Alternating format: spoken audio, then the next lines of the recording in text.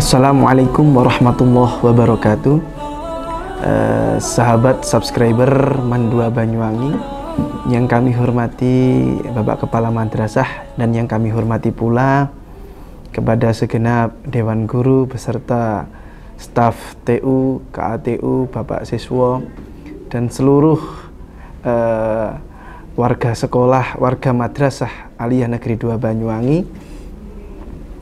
Dan tidak lupa terhadap tim jurnalistik dan seluruh siswa-siswi Madrasah Aliyah Negeri 2 Banyuwangi yang kami hormati. Pertama, pada pertemuan kali ini kita panjatkan rasa syukur kita atas kehadirat Allah Subhanahu wa Ta'ala yang telah melimpahkan rahmatnya, hidayahnya hingga kita dalam acara tausiah online kali ini bertatap muka, bertatap secara online dengan keadaan sehat walafiat. Salawat beserta salam semoga kita haturkan keharibaan junjungan Nabi Agung, Nabi Mulia, Nabi Akhir Zaman, Nabi Muhammad SAW. Bapak, Ibu, dan teman-teman subscriber Mandua Banyuwangi, sudah sejak lama kita mendengar bahwa sabar itu ada batasnya. Sudah sejak lama mengenal sabar itu pasti ada batasnya. Ada saat di mana seseorang boleh membalas kezaliman dengan kezaliman atau mengingkari Tuhannya terhadapnya. Dampaknya secara konseptual sah-sah saja bila kezaliman dibalas dengan kezaliman. Dan tak terima akan takdir Tuhan, padahal dalam hadis disebutkan la dharara wala dhirara. Tidak boleh ada kezaliman dan tidak pula membalasnya dengan kezaliman. Itu hadis dari Rasulullah. Juga sebuah hadis qudsi mengatakan bahwasannya bagi yang tidak rela akan ketetapan Allah agar mencari Tuhan selainnya, kalau dia benar-benar memang mampu untuk mencari ketetapan Allah yang sebenarnya. Artinya sabar yang diberi limitasi waktu adalah budaya yang dibuat-buat, ditetapkan tanpa dasar yang jelas. Itu pun hingga detik ini kita belum tahu sampai mana batas kesabaran itu sendiri. Jadi lalu bagaimana dengan konsep pikir kita tentang memberi perlawanan kepada siapapun yang hendak merusak agama, mencerai-berai persatuan bangsa, mencelakai, merusak kehormatan harta, kehormatan privasi dan lain-lain? Bukankah hal ini wajib? Jawabannya adalah iya. Pasti wajib kita itu melawannya. Ya karena itu semua merupakan karunia yang harus dijaga. Namun yang penting perlu dicatat bahwa kita membalas kezaliman berbeda dengan menjaga diri dari kezaliman. Membalas itu sendiri berorientasi dalam menyimpan dendam dan kebencian. Itulah spirit larangan agama melalui la dharara wala dhirara. Sedangkan menjaga diri adalah implementasi dari amanah Allah kepada kita. Kembali ke awal bahwa sabar tanpa limitasi waktu ini dan sabar tanpa ada batasnya.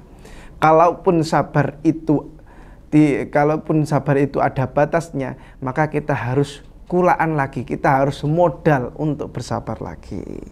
Dalam suatu riwayah dalam kitab As-Sarbu wa Thawab karangan Imam Syekh Ibnu Abid Dunya, dikutip dari hadis yang disampaikan oleh sahabat Nabi yakni Sayyidina Ali karamallahu wajhah. Bismillahirrahmanirrahim. An Ali bin Abi Thalib karamallahu wajhah qala Rasulullah sallallahu alaihi wasallam, as-sabru salasun fasabrun alal musibah wa sabrun ala ta'ah wa sabrun alal maksiyah. Faman sabara alal musibah hatta yaruddaha bi husni azaiha kata baulau thalatha mi'ati darajah bainat darajati ila darajah kama bainas sama'i wal ard. Artinya bagaimana sabar menurut Sayyidina Ali karamallahu wajhah yang diambil dari dawuhnya Kanjeng Nabi Muhammad. Sabar itu ada 3. Yang pertama adalah sabar atas musibah.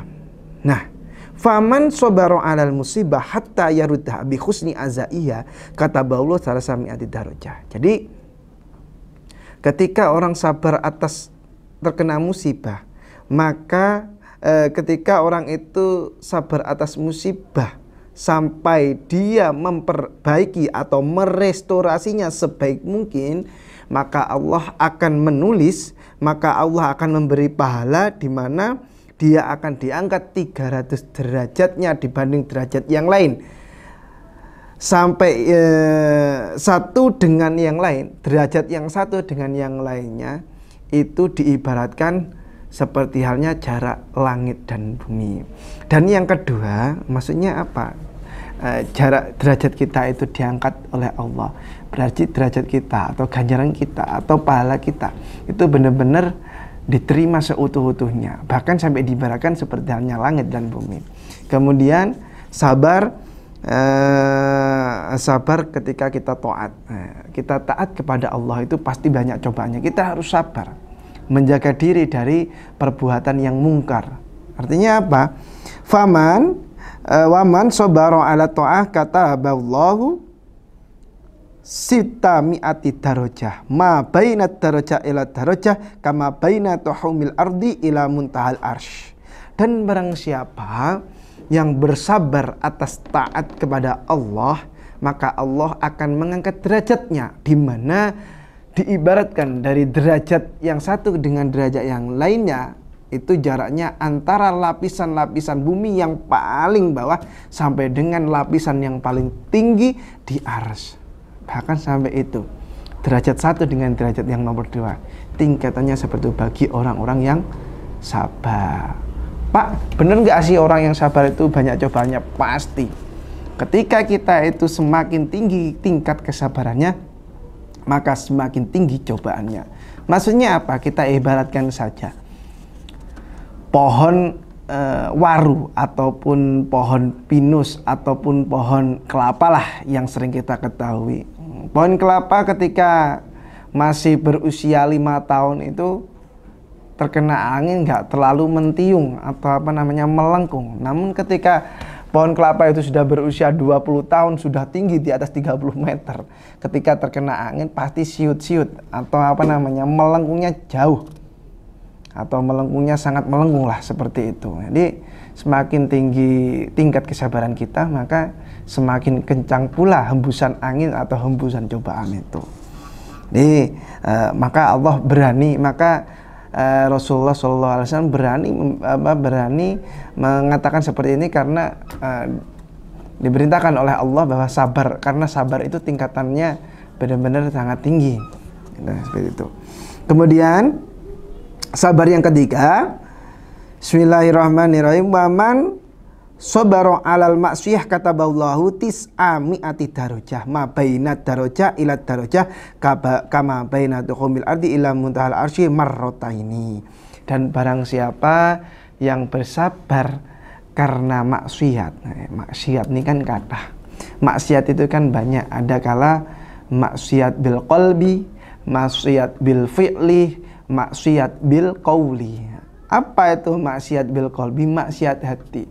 Nah, maksiat hati zaman sekarang itu sudah banyak, Bapak, Ibu, sahabat subscriber Mandua Banyuwangi. Contohnya apa? Maksiat qalbi. Ketika kita itu di usia-usia SMA seperti ini di madrasah aliyah. Nah, maksiat bil qalbi itu mengatakan di dalam hati bahwasannya ini tingkatan tinggi, ini maksiat seperti ini, maka kita harus perlu menjaga, yakni ketika kita merasakan yang namanya jatuh cinta, itu adalah sebuah larangan kalau dalam kitab tasawuf atau kitab-kitab tentang ilmu fikih yang sangat tinggi, ilmu akhlak kita. Kalau dalam hati kita mengatakan saya jatuh cinta kepada seorang hamba ini, hamba perempuan ini, hamba laki-laki ini, itu sudah termasuk maksiat bil qalbi.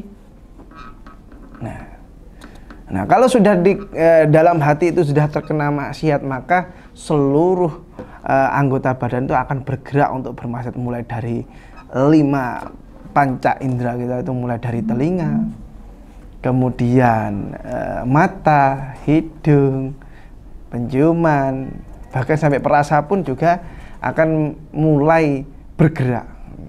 Atau intinya hati itu adalah utamanya dari anggota tubuh. Jadi maksiat bil qalbi itu benar-benar sangat mempengaruhi bagi seluruh anggota. Kemudian maksiat bil qauli, ucapan, ketika kita ngucap berbohong itu sudah termasuk maksiat. Maksiat itu perbuatan yang mungkar. Jadi kalau kita banyak-banyak ngomong yang banyak, kemudian ternyata ngomongnya itu bohong, ataupun kita berdusta atau kita berkhianat, itu masuk daripada maksiat. Maksiat bil qauli. Maksiat bil fi'li, ini maksiat dengan kekerasan, menyentuh, kemudian apa yang bahasa namanya sekarang mencabuli, kemudian apa membuli dengan fi'li, membuli dengan pekerjaan, membuli dengan hati, membuli dengan ucapan, semuanya itu juga termasuk maksiat. Na'udzubillahi min dzalik. Semoga kita sebagai viewers ataupun subscriber Mandua Banyuwangi terlindungi dari perbuatan seperti itu. Apa sih Bapak ketika kita bersabar dalam maksiat, ganjarannya apa, pahalanya apa? Maka Allah akan memberikan atau mengangkat derajatnya sebanyak berapa? Sebanyak 900 derajatnya, di mana di antara derajat yang satu dengan derajat yang lainnya itu antara lapisan bumi yang paling bawah sampai dengan lapisan yang paling tinggi di arsy. Sebanyak 2 kali lipatnya seperti itu. Maka dari yang pertama kita ulas lagi, sabar itu ada 3, sabar atas musibah, sabar atas taat, dan sabar untuk menghindari sebuah maksiat. Jadi saya ingatkan kembali dan saya mohon semuanya, sabar itu tidak ada batasnya. Sabar itu kalau kita bilang semuanya sabar ada batasnya, maka kita harus kulaan lagi, kita modal lagi sabar tersebut, karena sabar itu tidak ada batasnya dan juga tidak ada limit waktu. Terima kasih sahabat Mandua Banyuwangi, viewers yang kami cintai. Semoga apa yang kita dapat di pagi hari ini dapat bermanfaat fid-dini wad dunya wal akhirah. Dari kami kurang lebihnya mohon maaf. Ihdinas shiratal mustaqim, wallahu muwaffiq ila aqwamit thoriq. Wassalamualaikum warahmatullahi wabarakatuh.